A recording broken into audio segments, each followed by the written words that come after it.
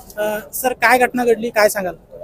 आज या ठिकाणी गाडेगव्हाण रोडवर एक सकाळी पहाटे एक गाडी ॲक्सिडेंट होऊन विहिरीत पडलेली आहे आणि या ठिकाणी माहिती मिळताच आम्ही पोलीस असतील, त्यासोबत महसूल विभागाचे SDM साहेब आहेत, त्यानंतर आपत्ती विभागाची टीम आहे आणि त्यासोबतच फायर ब्रिगेडच्या आसपासच्या परिसरात सगळ्या गाड्या या ठिकाणी आलेल्या आहेत आणि त्यांना कार बाहेर काढण्यासाठी आणि त्या कारमध्ये किती लोक आहे याचा आम्ही शोध घेत आहोत.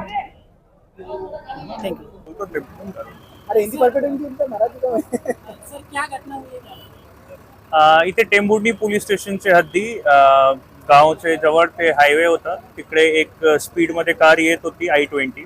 त्यांनी एक सडकवर माणूसला धडक दिली, त्यानंतर आउट ऑफ कंट्रोल होऊन तो विहिरीमध्ये पडली गाडी.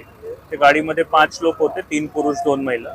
ते 5ही मयत झाले. त्यांच्या रेस्क्यू ऑपरेशन करून बॉडी काढलेली आहे.